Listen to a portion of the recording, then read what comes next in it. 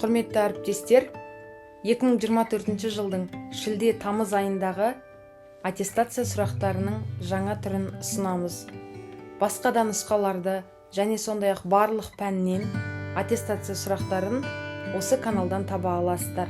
Арнаны жоғалтып алмас үшін каналға жазыла кетіңіз. Бірінші сұрақ: дұрыс жазуға негіз болатын ұстаным. Сөздің алғашқы қалпын сақтап жазу. 2. Біздерге 8-ші сынып оқушыларына аса үлкен міндет жүктелген: сөйлемдегі айқындауыш. Жауап: 8-ші сынып оқушыларына. Деректі зат есім: жолдас. 4. Бастауыш пен баяндауышы қиса байланысқан сөйлем.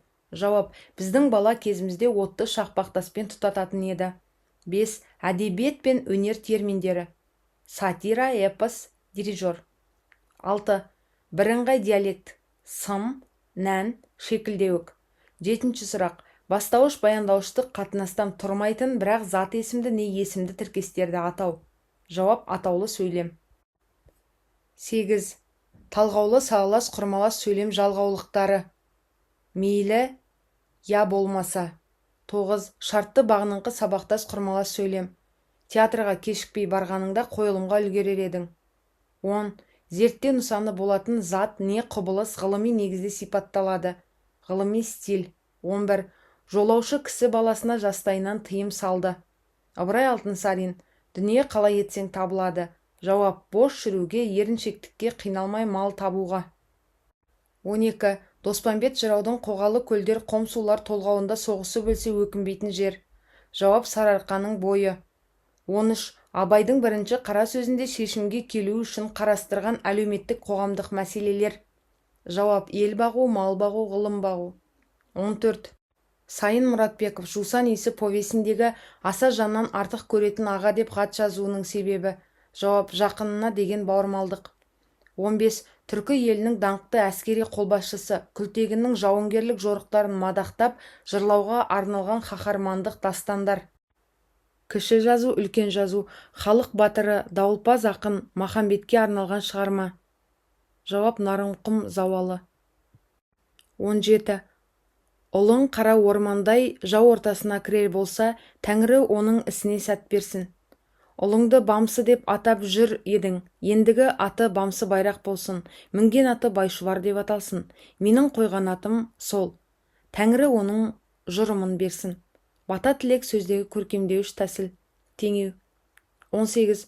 Бұл толғау жаңа низам жүріп, ел штатқа көніп, елді оязной болыс, ауылнайлар билей бастаған заманда шамамен 1873 жылы айтылған.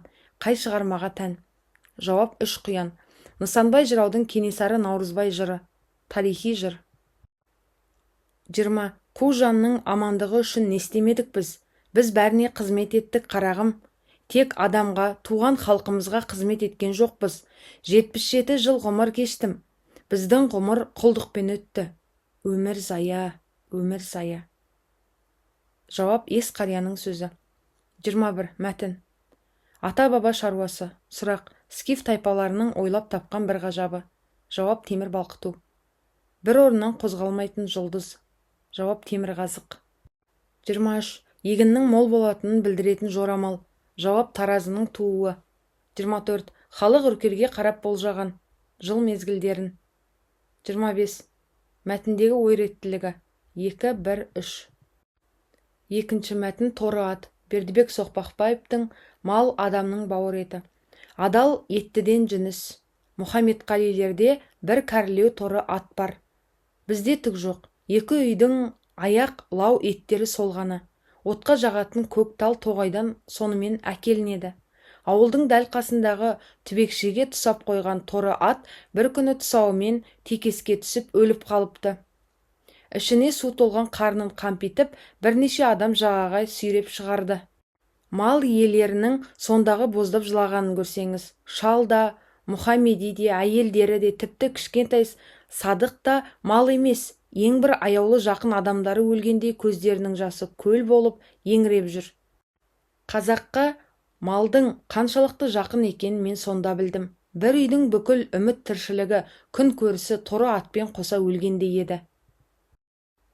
Көктем, күн қызу, ауылдың қасындағы төбесіз ескі тамның біреусін бір жас жігіт мекендейді. Аяқ-қолдары шелектей бір көгеріп ісіп кеткен. Көздері қап-қара, әдемі.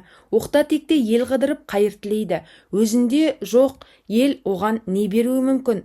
Жаркенттен біздің үйді мұқият тұтып, Мұқамеди, Жүніс дейтіндер келген. Жүніс шал, Мұқамеди оның баласы. Жігіт, әйелдердің аттары есімде қалмаған. Мұқамедидің мен Құралпы бір ер баласы бар, аты Садық. Екеуміз бірге ойнаймыз. Садықтың сары резинкадан істелген мүйіз заттары бар, рогатка. Біз Қостөбенің балалары бұрын мұндайды көрмегенбіз. Біздің қару-жарақ қорымызда мұндай аспап бұрын соңды болмаған. Біздің қаруларымыз садақ, сақпан. Бұнымен атса адам да өледі дейді Садық. Біз сенеміз. Керемет қаруына бола басқа балалар Садықтан именеді. Садықтың Жүніс шалға туыстық қатынасы. Жауап: немересі. Мәтіннің жанры: әңгіме. 28. Торы аттың қызметі. От жағатын көкталды жеткізу. 29. Мәтіннің екінші азат жолындағы көзінің жасы көл болды мағынасы. Жауап: егіліп жылады. 30. Мәтіннің негізгі ойы: қазаққа малдың жақындығы. 7-ші нұсқа осымен аяқталды. 8-ші нұсқа. 1-ші сұрақ: кейінді ықпал қатыспаған сөйлем. Күзде мектепке барамын. 2-ші сұрақ: бірыңғай тоқтауышқа мысал болатын сөйлем. Жауап: азды көпті бағала. 3-ші сұрақ: төл сөздің баяндаушы етістіктің бұйрық райынан болса төлеу сөзде ол. Жауап: төлеу сөзде ол тұйық етістікке айналып, оған табыс не барыс септік жалғауы болмаса туралы, жөнінде, жайында сылауларының бірі қосылып айтылады. 4. Сөйлеушінің әртүрлі ойға қатынасын білдіру қызметіндегі оқшау сөз, қыстырма сөз. 5. Біреудің сөзін түпнұсқасын сақтай отырып, ешбір өзгеріссіз жеткізу, төл сөз. 6. Дербес айтылғанда мағыналық мазмұны толық берілген жай сөйлем. Жауап: толымды сөйлем. Мақсатты келер шақ. Сөйтіп, мен сіздерге өз аты жөнімді айтпақшымын. 8. Тәуелденіп барып септелген есімдікті сөйлем. Ақылын өзінің жүрегіне билеткен жан еді.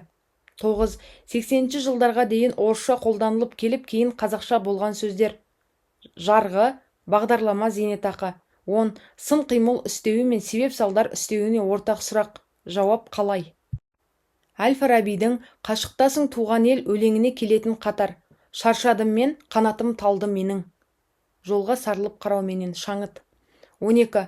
Қабанбайдың бауыр әңгімесіндегі 9 қара шашы ұсақ бұйра. Кейіпкер: Қали. 13. Ұлы Абайдың ақын шәкірттері: Көкбай, Кәкітай, Мағауия, Ақылбай, Шәкәрім. 14. Ей тоқтаңдаршы, мен сендерге бүгін кешегіден де қызық ертегі айтамын. Аянның әлеуметтік жағдайы. Жауап: соғыс зардабынан бақытсыздыққа ұшыраған. 15. Жиенбет жыраудың ерлігінің сипаты. Менің ерлігімді сұрасаң, жолбарыспенен аюдай. 16. Төлен Әбдіктің қонақтар шығармасындағы ауыл адамдарының көңілін аулаған әнші жігіт. Жауап: Аспандияр.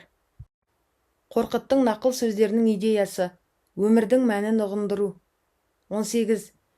Еділді көріп емсеген, жайықты көріп жемсеген. Таудағы тарлан шұбар біз едік. Көркемдеуіш құрал. Метафора. 19. Еділдің бойы қиян, көп нүктенің орнына қанды қиян. Айтматов шығармасындағы ауылдан шыққан академик. Жауап: Алтынай Сүлейменова. 21. Бірінші мәтін: кішкентай қыз. Бұл кішкентай қыз біздің көршіміздің қолына жақында ғана келді. Сонда да ол сол маңайдағы тұрғындардың бәрімен көптен таныс, сыр мінез адамдай етене боп араласып кетті. Оны бала да үлкен де жақсы көрді. Демалыс күні бала біткеннің бәрі соның төңірегінен шықпайды. Оның білмейтін ойыны, таппайтын өнер жоқ. Неше түрлі ойыншықтар жасайды, қағаздан сан алуан кестелер ояды. Ал оның үлкендермен де араласуы да қызық. Бірін әке, бірін аға, бірін әже, бірін апалап, салған жерден ақ өзіне үйітіп алады. Олармен қысылып қымтырылмай, өзінің туған әкесіндей я шешесіндей еркелей, ешбір іркілмей сөйлеседі. Жабығу, қамығу, я жатырқау, тосырқау дегенді білмейтін, жүрегіне тек қуаныш қана жайлаған бұл кішкентай жанға қарап еріксіз күлімсірейсің. Бойыңызда әлдеқандай көңілді ағын билеп те күлімсірейсің. Бір ғажап таныс, тынымсыз жан. Оның 1 минут дамыл тапқанын өз басым көрген емен. Жұмысынан қайтса пәтеріне келе салып, я кесте тоқиды, я кітап оқиды, немесе үй жұмысымен айналысып кетеді. Әйтеуір қарап отыру деген онда бола бермейді. Және бір тамашасы сол жүргеннің бәрінде ылғи өлеңдетеді де жүреді. Мәтіндегі жағымды не жағымсыз әрекетті білдіретін сөз. Жауап: жабырқау, күлімсіреу. 22. Етене деген сөз қарамен жазылған сөздің синонимі, жақын. 23. Қызды жақсы көреді. Бала да, үлкен де. 24. Соңғы азат жолдағы тұйық етістікті сөздің саны, біреу. 25. Ауыспалы мағыналы сөз тіркесі. Жауап: сыр мінез. 26. Екінші мәтін. Естемес қиялынан сергіп нарға қарады. Нарды тақырдай қатып қалған қайыш жоны жұмсарып, қан жүгіргендей. Денесіне тіршілік дірілі еніп, бір-екі рет қозғалып теңселгендей де болды. Жаңағы қадалған қырқадан басын бері бұрып, үлкен көзі жасқа толып жаудырап тұр екен. Күйші осы кезде күй ырғағын баяулатып келіп, ақырын дірілдетіп көтерді де ботадай боздатып жіберді. Анадан айырылған жас ботаның алғашқы зарлы үні үзіліп шығады. Аруана осы тұста бір ыңыранды. Естемес оны да домбыраның шегіне іліп әкетті. Күйші көзі жаңылға түсті. Қыз нардың емшегін қысып ұстап қатып қалыпты. Апырау, бұл неге саумай тұр деп ойлады Естемес. Нардың желіні тырсиып барады.